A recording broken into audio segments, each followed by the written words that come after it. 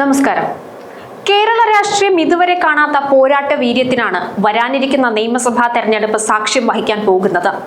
പരമ്പരാഗത വോട്ട് ബാങ്കുകൾക്ക് അപ്പുറം പുതിയ സമവാക്യങ്ങൾ തേടുന്ന മുന്നണികൾക്കിടയിൽ വിപ്ലവകരമായ മാറ്റത്തിന് ഒരുങ്ങുകയാണ് മുസ്ലിം ലീഗ്. പാർട്ടിയുടെ ചരിത്രത്തിൽ ആദ്യമായി നിയമസഭയിൽ ഒരു വനിതാ പ്രാതിനിധ്യം ഉറപ്പാക്കുക എന്ന ലക്ഷ്യത്തോടെ 2 സീറ്റുകൾ വനിതകൾക്കായി നീക്കിവെക്കാൻ ലീഗ് നേതൃത്വം ആലോചിക്കുന്നു. ദലിത് വിഭാഗത്തിൽ നിന്നുള്ള ദേശീയ നേതാവ് ജയന്തി രാജൻ, വനിതാ ലീഗ് അധ്യക്ഷ സുഹറ മമ്പാട് എന്നിവരെ മുൻനിർത്തി പാർട്ടി നടത്തുന്ന ഈ നീക്കം കേരള രാഷ്ട്രീയത്തിലെ വലിയൊരു ചർച്ചാ വിഷയമായി മാറിക്കഴിഞ്ഞു. വെറുമൊരു സമുദായ പാർട്ടി എന്ന ലേബൽ മാറ്റിവെച്ച് മതേതര മുഖം ഉയർത്തിക്കാട്ടാനുള്ള ശ്രമത്തിലാണ് ലീഗ്. അതെല്ലാം അങ്ങ് മറന്നേക്കൂ, നമ്മളും മോഡേണായി എന്ന് ലോകം അറിയട്ടെ എന്ന നിലപാടിലേക്ക് മുസ്ലിം ലീഗ് മാറുകയാണ്. ലോകം മുന്നോട്ട് പോകുമ്പോഴും സ്ത്രീകൾ എല്ലാ രംഗത്തും മുൻനിരയിലെത്തിയിട്ടും ഇന്ത്യയിലെ മറ്റ് രാഷ്ട്രീയ പാർട്ടികളിൽ ഉയർന്നു വന്നതുപോലൊരു സ്ത്രീ പ്രാതിനിധ്യം മുസ്ലിം ലീഗിൽ ഉണ്ടായിരുന്നില്ല. പലപ്പോഴും മുസ്ലിം ലീഗും യൂത്ത് ലീഗും വിദ്യാർത്ഥി സംഘടനയായ MSFും ഒക്കെ ഈ വിഷയത്തിൽ വിവിധ കോണുകളിൽ നിന്നുള്ള വിമർശനങ്ങൾ ഏറ്റുവാങ്ങേണ്ടി വന്നിരുന്നു. മുസ്ലിം ലീഗിന്റെ ചരിത്രത്തിൽ ആദ്യമായി ഒരു വനിതയെ നിയമസഭയിൽ എത്തിക്കാൻ ലക്ഷ്യമിട്ട് പുതിയ നീക്കവുമായി നേതൃത്വം മുന്നോട്ട് പോവുകയാണ്. ലീഗിൽ നിന്നൊരു വനിതാ നിയമസഭാംഗം ഇപ്പോൾ അനിവാര്യമാണെന്ന് മുതിർന്ന നേതാക്കൾക്ക് തോന്നി തുടങ്ങിയെന്ന് ചുരുക്കം. വനിതാ സീറ്റുകളിലേക്ക് പ്രധാനമായി ജയന്തി രാജനെയും സുഹറ മമ്പാടിനെയുമാണ് പരിഗണിക്കുന്നത്. ജയന്തിയെ പാർട്ടിയുടെ മതേതര മുഖമായി ഉയർത്തിക്കാട്ടാനും സാധ്യതയുണ്ട്.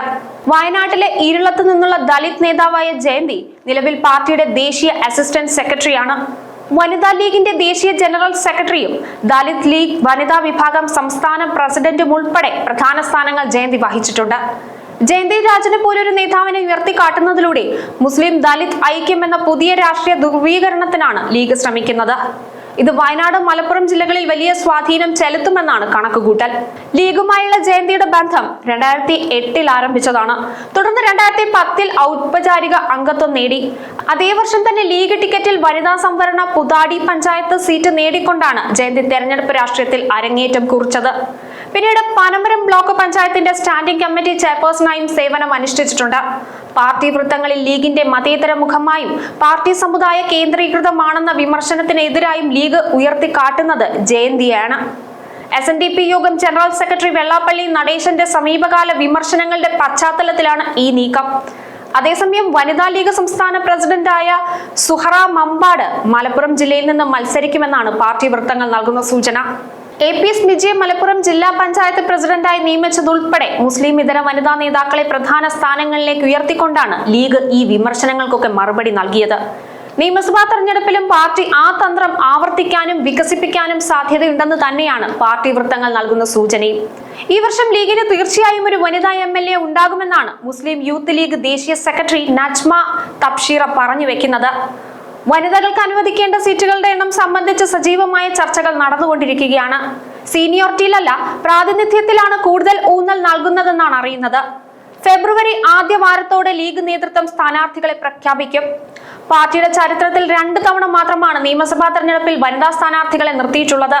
1996 കമറുന്നിസ അൻവർ കോഴിക്കോട് സൗത്ത് നിയോജക മണ്ഡലത്തിൽ നിന്ന് മത്സരിച്ചെങ്കിലും CPM നേതാവ് എളമരം കരീമിനോട് പരാജയപ്പെട്ടു. 25 വർഷത്തിന് ശേഷം 2021 നൂർബീന റഷീദ് കോഴിക്കോട് സൗത്തിൽ നിന്ന് മത്സരിച്ചു.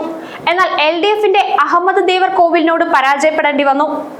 മുസ്ലിം ലീഗിന്റെ ഈ മാറ്റം വെറുമൊരു സീറ്റ് വിഭജനമല്ല, മറിച്ച് ദശകങ്ങളായുള്ള പാർട്ടിയുടെ രാഷ്ട്രീയ നിലപാടുകളിലെ വലിയൊരു പരിവർത്തനമാണ്. 1996 2021 കൈവിട്ടുപോയ നിയമസഭാ പ്രവേശനം ഇത്തവണ ജയന്തി രാജനിലൂടെയോ സുഹറ മമ്പാടിലൂടെയോ സാധ്യമാക്കുമെന്ന ഉറച്ച വിശ്വാസത്തിലാണ് അണികൾ. വനിതാ പ്രാതിനിധ്യത്തിലൂടെ പാർട്ടിക്ക് ലഭിക്കുന്ന മതേതര പ്രതിച്ഛായ വരാനിരിക്കുന്ന നിയമസഭാ തെരഞ്ഞെടുപ്പിൽ UDFന് കരുത്തേകുമെന്നാണ് മൊത്തത്തിലുള്ള കണക്കുകൂട്ടൽ. എന്തായാലും നമുക്ക് കാത്തിരുന്ന് കാണാം.